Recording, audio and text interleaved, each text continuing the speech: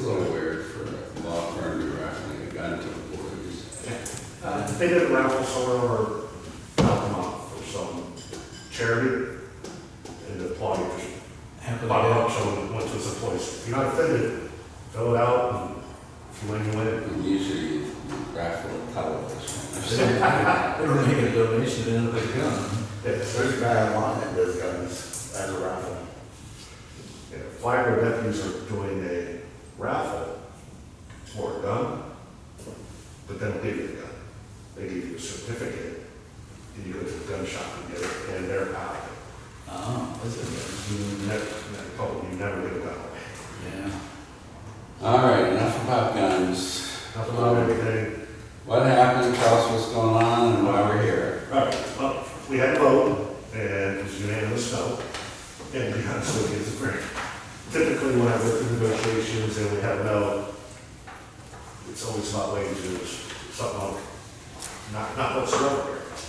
What, I was gonna ask, what is it? So- You're gonna tell me? Yes. I'll keep my mouth shut. Article 16, and I apologize for writing the 6 in, but for some reason it worked, yeah. Y'all stricken or struck the listing of the holidays, the next one back in. You know, Did that's, you add one here? Because I thought we had 13. yeah, Easter is added. For some reason it wasn't in there, so. But Easter's on a Sunday. Well, yeah, but my guys have to work on Sundays. And we celebrated Easter last year on Monday. You guys. Did we?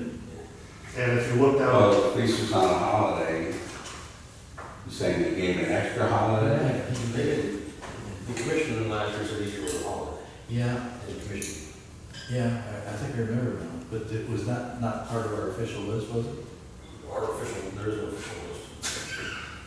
There will be now. That's the reason for this. if you look at, Interestingly, now we may have to refer to your contract, not over. I mean, if you have the city policy here, it shows you the list, it's like 10 years, so they've been falling behind for years, you never had it.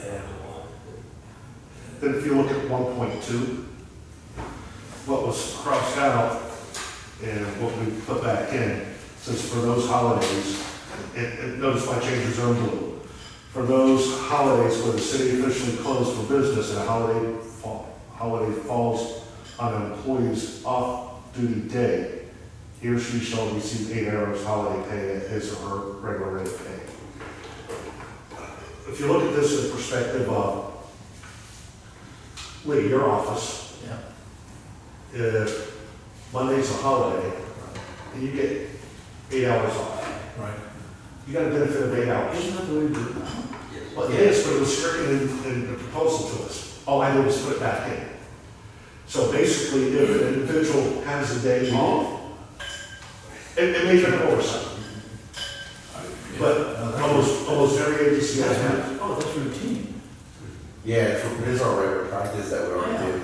I mean, not only here, it's every place I've ever been. Correct. So basically, it says, hey, The argument is you guys don't get a day off no matter what, so so if I I'm don't, paying you for a day off, is what I'm saying. correct, you're getting the benefit that every other employee And has. because it's a holiday, you get time and a half, So, so you get 2.5. well, For 8 well, hours. It's not crazy, yeah. Yeah. I mean, some agencies, Oh, we're back to that All one. right, let's just hear what they're proposing and we'll go talk about that. Okay. so, it's pretty much an industry standard. I mean, we could have pushed it to the point of, if they're on equal to number of hours per shift is. Yeah, But we took it back to the 8 hours. yeah, If Monday's a holiday, it's his day off, yeah. he's still entitled to a holiday off. And Yeah, don't worry. that 8 hours can go in there. Yeah. I didn't realize that was certain. Okay, That's standard. Article 17. Or was anything else on 16? No, that's all. Yes, that's the only changes I had to. And 17. So today's changes are, Yes, sir. I want to leave the red ones in based on previous, which I just took straight off yours. 17. What's this vacation night? And we're going to revert back to the fact that based on the guys working 84 hours every 2 weeks. Yeah. Anybody on a 12-hour shift, it's 8 additional holiday hours. Yeah, it's not gonna cost you anything. It's given the hours. We're talking about 17. Yes, sir. Okay.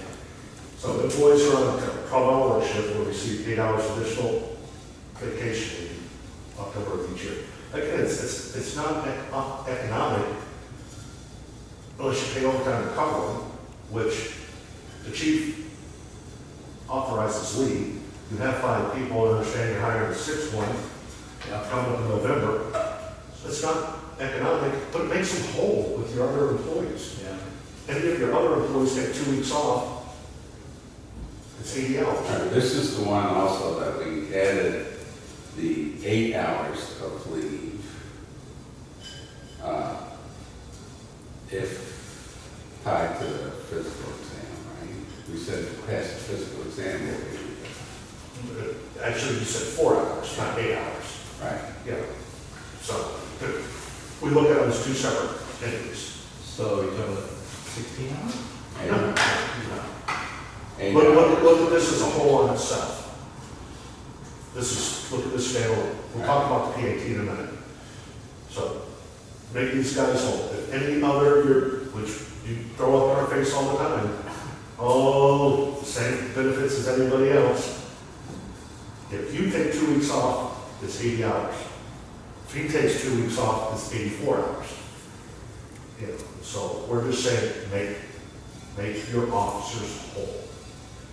Treat them like everybody else with this article. It's cost you nothing. That's what's unique about this, not us, you guys vote the contract out. I'm not coming here asking for 30%. So far, the cost to you is nothing, because the chief has a right within the contract to approve leave, and he can disapprove leave, it's gonna cost him overtime. Yeah. So that costs you Nothing. nothing. To get this passed. It's custom, but the vacation hour has a value to it, so. Not the time. I'm saying it's, It does cost something, whether we need to cover it with overtime or not. You're paying someone for not providing service. So there's a cost, but it may not be an increased cost. an increased cost to the budget, depending on how it's managed. Vacation has a cost. Somebody gets Has a value. Has a value. Yes. All right, let us. Just like cruel.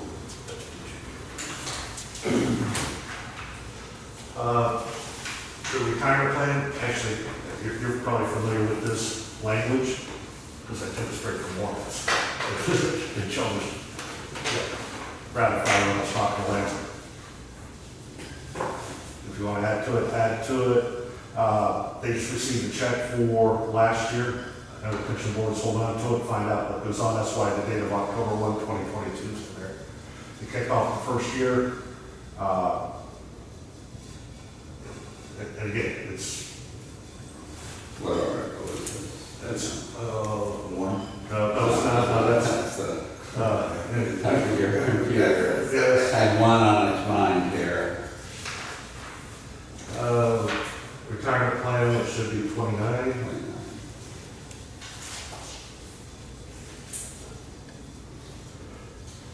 I didn't want to make changes on your original, so I cut and pasted. Right.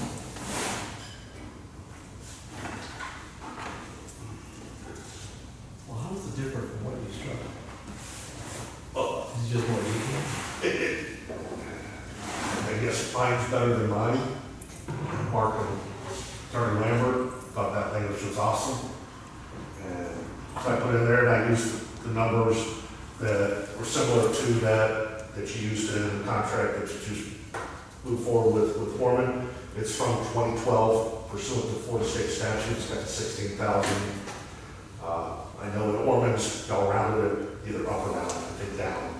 Well, it happened to be the 2012 number, but we didn't identify it. We picked a number, so it can be any number. It does not have to be the 2012 number. And as you know, we spent days and days bargaining over retirement, et cetera, but we will look at So that's the 2012 number. That's the What did we get last year? Come on. 35,000. So, over 30 grand. Well, leave it at that, you know, what's, now this is something that, not dealing with, like you did with Orman, we don't have a tiered section here. We're not looking for enhanced benefits there. Funded at over 120% here. So it's not a big, It's not a one with you, even though they say there was one. We've never been able to find one. well, and that's not a good thing for you guys. No, it isn't. Yeah. I agree with you. Yeah, and so, this, it's tough to negotiate out of something that was done improperly. This sets it moving forward. So, I understand the pension board has the current check, and they're kind of waiting to see what's gonna happen, you know, based on Okay. our negotiations. So that's not really, today, that's not a negative financial impact to the city, being funded the way you are. It may be years down the road, depending on what happens. Well, it's now, if we got 30 and we can use it all, it's costing us $14,000. Well, it's not costing you anything if you're funded 124%, because actually it says unfunded liability, you have no unfunded liability. And with the number of officers you have here, and what they're contributing, you know, I hope the economy goes well, not just for the officers, but for all of us. It never becomes an issue, but it can always be reopened. All right. Wages, just want to ensure that, I don't think you have a copy of this, but the article reads, under Article 28, employees receive an increase of 5% on the first payroll period of October 1, 2023. Obviously, if we come to agreements with what we're talking about, let's just retro back to that pay period. And one other final thing, you guys are dead set against the PAT. You guys, Are dead set against physical abilities test, PAT. Again, non-economic. Nowhere have you, How do you explain to the public that we don't care if we're physically fit or not? That we're not going to test, we don't care, you know, and those kinds of things. I mean, just even from a PR point of view, what's wrong with the physical abilities test? We're not disciplining current employees. We've set it up similar to Volusia Sheriff, as I recall, so it's something that, you know, applying to the sheriff's office within the county. We modified our position quite a bit, again, by not being punitive with it. And all we're doing is asking people to, you know, so that the city can determine and the public can have the confidence that our police officers meet a minimum level. It's nothing dramatic. We're not asking them to climb the Empire State Building. Meet the minimum level recognized by FDLE, the local sheriff, everybody else. Meet the minimum level of physical fitness. I mean, why are they against it? Because they think they're going to fail? Oh no, we're all going to pass. Then why are you against it? If you're not going to pass, why shouldn't we know it? So we can give you appropriate incentives or counseling or talk to you or whatever to encourage you at least to be physically fit. well, I think based on your statement of the public doesn't know whether they take a PAT or not. So, I don't think the public cares as long as the job is done. Yeah. It hasn't been an issue up to here. You have not demonstrated anywhere, based on whether the guys could pass the PAT or not, that they haven't been able to perform their job. So why would you put that impact? The sheriff's office is a great one to mention. With 500 people, they can have 100 people show up to take the PAT today. It doesn't cost anything. What's your cost to do the PAT? The dummy to drag $1,700, $1,800. Overtime to handle it, because you're not going to have the guys do it while they're working, because you don't want them in uniform running the PAT, and then they have to clean up. So you got 5 guys, soon to be 6, a couple hours to run it, every year, now you're spending overtime. Well, it's Versus just like equipment. holiday, we may not be spending overtime, but it's not necessarily overtime. I think the public's got a right to believe, if you say it having an issue, I mean, admittedly, our folks are not chasing bad guys 3 times a day. So maybe it had been an issue. I'm not sure it hasn't, and I think there has been some public comment. Well, the only comments I've heard, no disrespectfully, is you making comments in reference to the appearance of some of our officers. And we haven't gone in that direction. Are you talking about the real old one when I first got here? They're always, Real old comics. I thought Joey and Trevor, big guys, and they are big guys. But they took offense at that.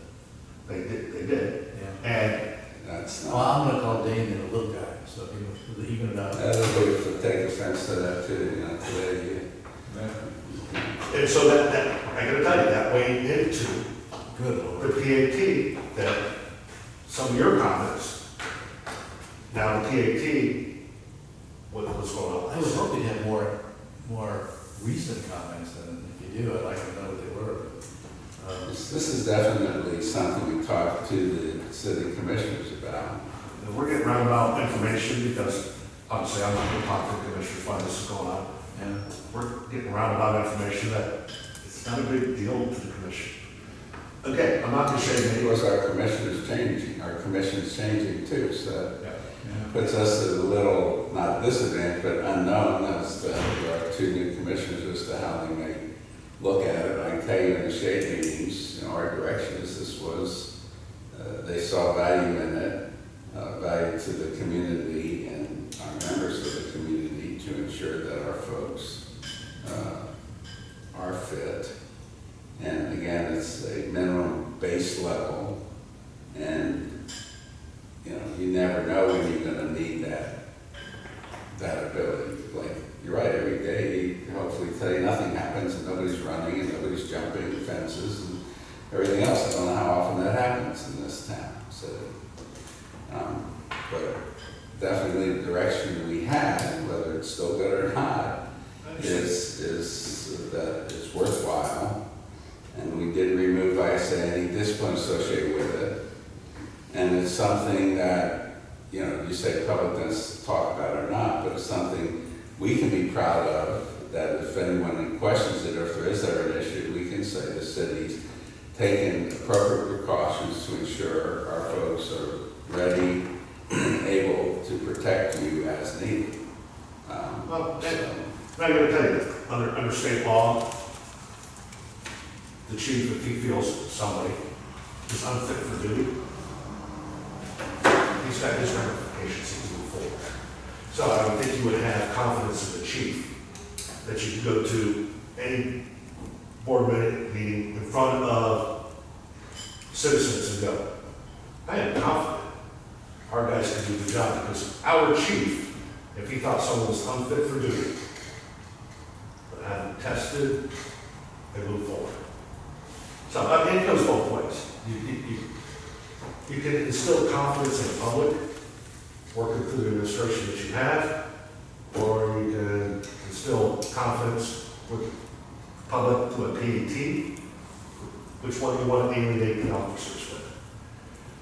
I think also that, I don't know about the shading first person, but before that, in open meeting, when they talked about the PET test, the ultimate commission overall, one person brought up about us doing it, and the overall decision is that they went for it, they were going for it for new hires, not for already hired officers. And that was an open public commission. Well, that's basically what we've done, because there's no ramifications for current officers. So we did modify the proposal to, you know, protect, if you will, or whatever the word is, current employees. We totally took out any punishment and anything like that, but wanted the peace of mind to know that they did pass, and only applied it to new officers. And we tied our incentive to that. We tied the extra vacation time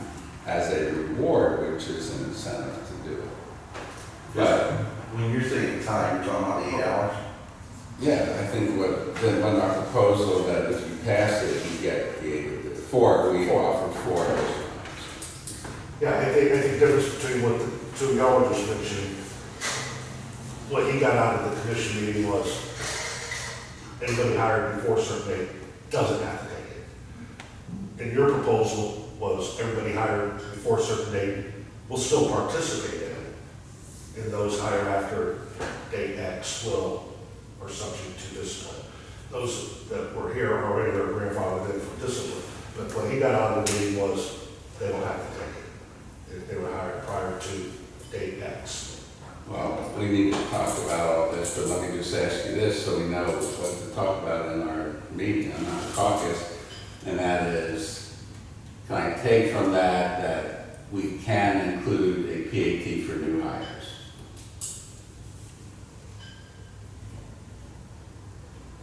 And That's a Yes, potential it- compromise. yeah, and the only other thing, if you're looking at that aspect, we've got somebody cut and paste and moving through this. Somewhere along the lines, we had a proposal from you guys that stated, take a look at blue, that was in the proposal from last year. The time period of 8 minutes and 30 seconds, but it's not in it now, and I'm not implying anything negative, because I know through my proposals, we've done so many. You know, just the time period was, Is it a Is that the state time period? I don't know what the state time period is. I know with Volusia County, we increased the time period from what the state was to fit the needs of the agency. It can always be revisited at a later time. 10 years down the road, you know, you think that, you know, I say 10 years. I don't know how often you're gonna hire people, so it may be a moot point. Again, that was one of the proposals you sent to us, and My understanding, this was just a regurgitation of what was already state standard. The timeframe was already. and that may have been, Yeah. when you talk about Appendix A, we just don't have Appendix A. That time period, you can keep that, both copies. All right, anything else we need to talk about? That's easy stuff. All right, let's take a break. Give us about 15 minutes or so. And if you need clarification, you can Yeah. holler and step down. Yeah. All right, appreciate it. We shall see.